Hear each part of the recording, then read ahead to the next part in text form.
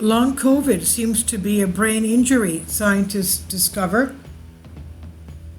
Some form of brain injury could be behind the symptoms reported by those with long COVID, according to a new study, and adapting tests and treatments to match could aid progress in tackling the condition.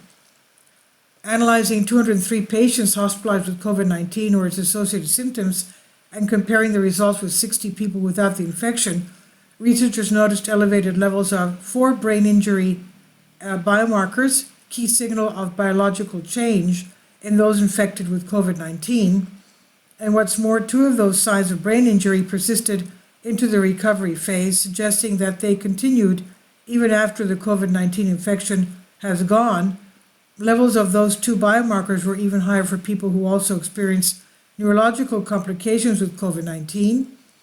Our study shows that markers of brain injury are present in the blood months after COVID-19, and particularly in those who have had a COVID-19 induced brain complication, says neuroscientist Benedict Michael from the University of Liverpool in the UK.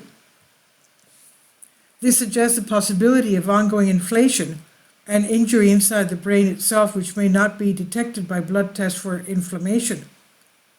These brain complications associated with COVID-19 have ranged from mild headaches to potentially life-threatening seizures, strokes, and encephalitis. As previous research has shown, the consequences can be long-lasting. Michael and team think that abnormal responses by the body's immune system could be causing the signs of injury they're seeing. If we can find out more about these responses and how they're triggered, new treatments could be developed. It's now clear that COVID-19 plays some role in impacting the nervous system, and in some cases this impact can continue for an extended period. This new study shows that the effects can be similar to brain injuries.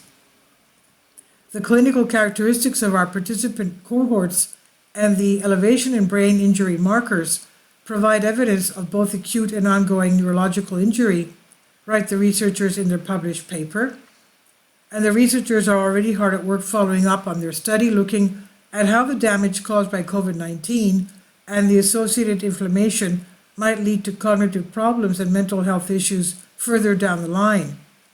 It's thought that tens of millions of people are now living with long COVID in some form, and yet it's still not a condition that we know all that much about. Studies continue to try to spot patterns in its prevalence, which should eventually provide more clues as to how to combat it. This work may help set the stage for elucidating the possible underlying mechanisms for these complications, says immunologist Loni Tams from King's College London, UK. Their research has been published in Nature Communications. This is by David Neild on Science Alert. Please leave your comments. Thank you for your support. Kindly support my Patreon account. The daily posts are 5 videos daily, and they are totally different from what I have on my YouTube channel. Thank you so much for your support and that you find all my content so interesting. You'll find the Patreon account details in the description box below.